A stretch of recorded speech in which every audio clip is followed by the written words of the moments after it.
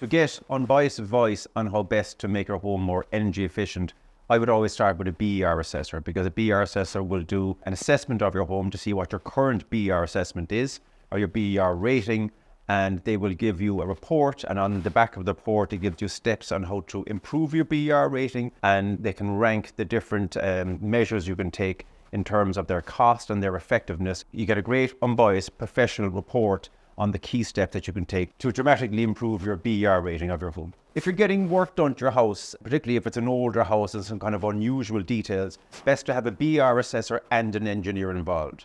The BER assessor will do a BER assessment at the very beginning of the works to tell you what your BER rating is now. If any unusual details crop up during the uncovering of the works, the engineer will make sure that whatever new measures are proposed will actually work for your particular type of house, particularly if you've old stone walls, for example. And then finally, when all the works are complete, the BER assessor can do a final BER assessment to make sure that you have actually improved the energy efficiency of your home.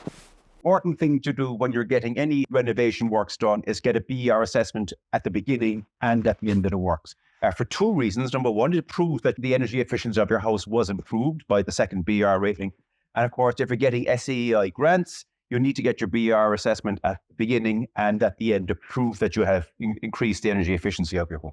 The important thing to remember is if you're getting an external insulation wrap around your house, this actually seals the external envelope of your house. Now, if you've old stone walls, these need to breathe, so you can't actually use external insulation. In this instance, you'd have to use an internal dry lining insulation and make sure that you have that cavity stood between the dry lining and the external wall and ventilate that cavity. So you need to make sure you have a BER assessor for these works, and if it's an older house, also have an engineer to check the measures that are being proposed. The important thing to remember when you're getting the walls pumped, in the old house, there's a lot of air leakage because there's no level of air tightness in the house. When you're pumping the walls and you're pumping the attic, you've got to make sure that you're not covering any of the vents that you have installed. Inevitably, the house could become a little bit more airtight. Could be that you need some level of active ventilation. You can use a single room HRV unit, heat recovery ventilation unit, or you might put in a demand controlled ventilation unit throughout the house to get a bit of active air mechanical ventilation. The important thing to remember when you're insulating the external envelope of your home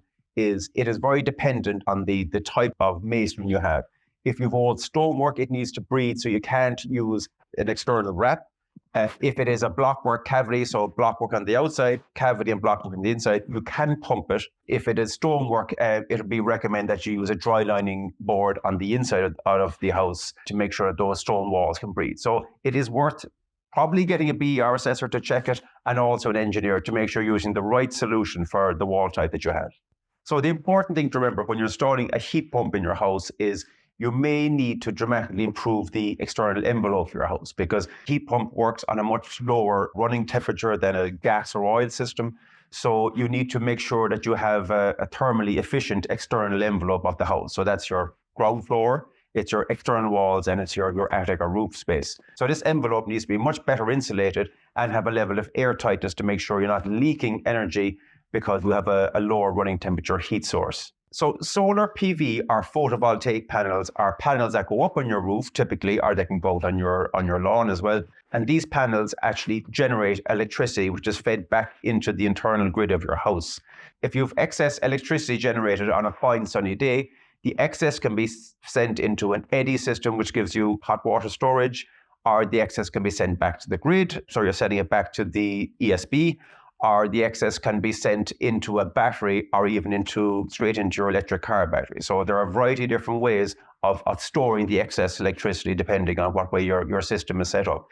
The benefits of this system are for a smallish cost, somewhere between 8,000 and about 15,000, you can dramatically improve the BER rating of your home without a very invasive process. If you're looking to cut the energy bills of your home without a massive investment and without a very invasive process, the easiest way is to install solar photovoltaic panels on your house, because they generate electricity. So straight away, they are reducing your electricity bills, thereby reducing the overall bills of your home and improving your BER rating.